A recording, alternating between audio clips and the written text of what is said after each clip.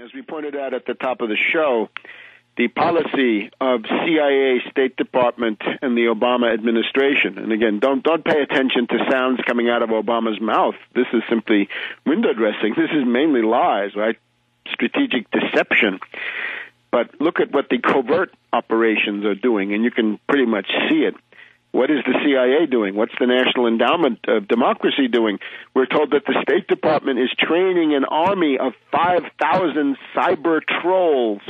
The CIA NED Troll Brigade, 5,000 trained operatives, bloggers, fakers, adept in evading the countermeasures of various national governments, trying to chip away at the great firewall of China and other countries, right?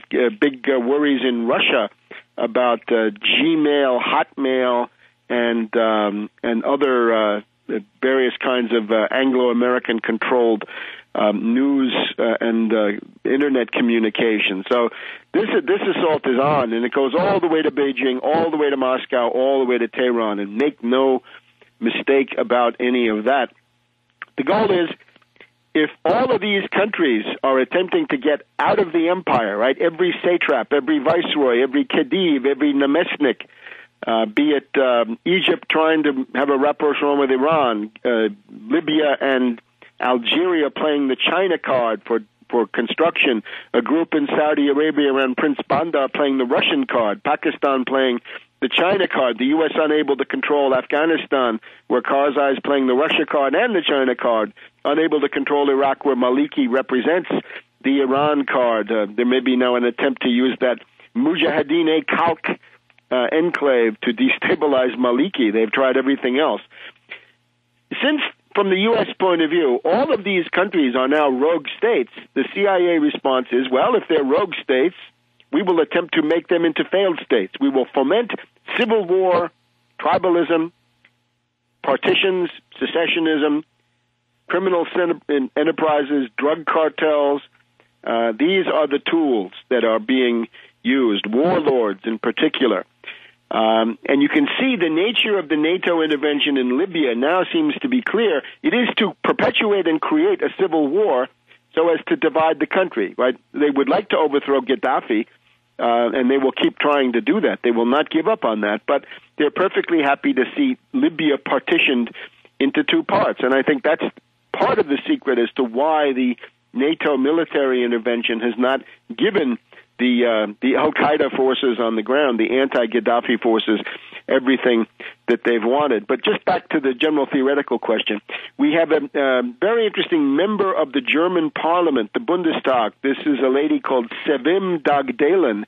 Sevim Dagdelen is of Turkish background, born in Germany. She puts out an article in Junge Welt, left-wing German paper, saying that you're dealing now with a new form of imperialism under UN Security Council 1973 on Libya and UN Security Council 1975 on Ivory Coast, and in conformity with the latter, the French Operation Unicorn, Opération Licorne of the French, is to intervene to create a civil war in Ivory Coast.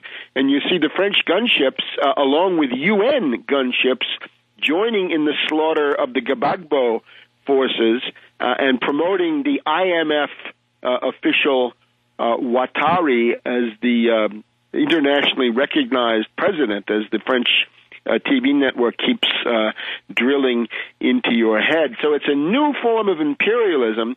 It's a new form of limited sovereignty, because as soon as you have this question of the responsibility to protect civilians, if that becomes the rule of the international community, you have thrown out the entire tradition of the European state system since the Treaty of Westphalia in 1648. In other words, the sovereign state is no more. What you have is humanitarian intervention, the Kushner doctrine, humanitarian imperialism.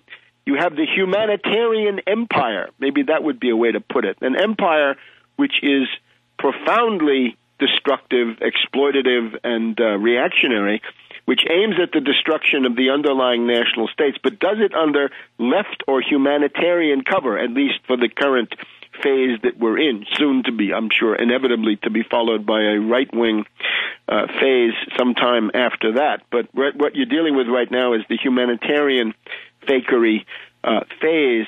I'm glad to see that Pepe Escobar has finally figured out that Al-Qaeda is actually running the rebels there in Libya. But Sevim Dagdalen, her theory, I think, is confirmed by what we see. The slowing of the NATO bombing owes something certainly to Prime Minister Erdogan of Turkey, who is doing this for humanitarian reasons. And Erdogan comes up with a peace plan which I believe maintains the territorial integrity of Libya and does not insist, as far as I can see, on the overthrow of Gaddafi. But this will not be accepted by the U.S., the British, and the French.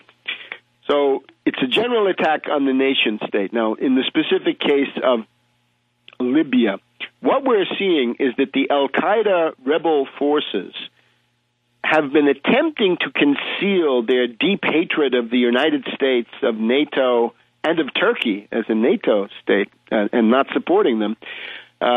We see that the Al-Qaeda people on the ground now have gone beyond their limit of patience, and they're giving free rein to their deep hatred of the United States. And this is now Yunus, the two top honchos of the rebel council there of Benghazi.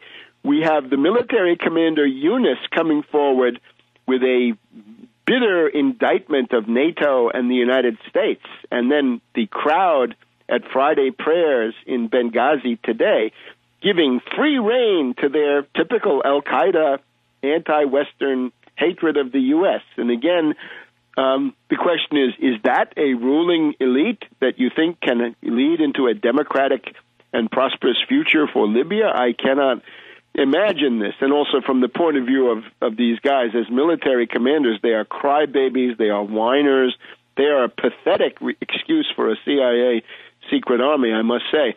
We also had Jalil being interviewed Sunday night by Geraldo Rivera. Geraldo Rivera is probably not as dumb as he pretended to be in this interview, but he introduced Jalil as a man of faith, a pious statesman.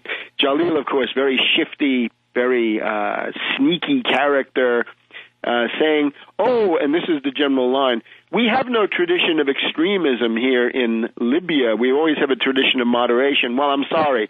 The tradition of the Senussi order is one of religious and social and doctrinal extremism. That is the tradition that you have. That is what led Cyrenaica, northeast Libya, to be the key area in the world in providing guerrilla fighters for Al-Qaeda in Iraq and Afghanistan. And above all, the city of Darna or Derna, the number one world capital in sending mujahideen into Iraq to kill the U.S. forces, but also to kill Shiites. Remember this, that one of the things that Al-Qaeda in Iraq did was to start that civil war. So these are terrorists. These are not freedom fighters or nationalist resistors to an occupation. So they hate NATO, they hate Turkey, they hate the United States, and now they're letting that all hang out. But Jalil says, in his interview with Geraldo Rivera, says, if there are Al-Qaeda people here, please tell me their names, and I will act immediately to remove them. Okay. Let's start with Hasidi, the top honcho of the rebels in Darna, probably their third largest city. So this is not just some little village. We want to start with Hasidi, who was captured by the U.S. in Pakistan and held as a terrorist. We want to go on then to Kumi, who spent 6 years in Guantanamo Bay as a terrorist.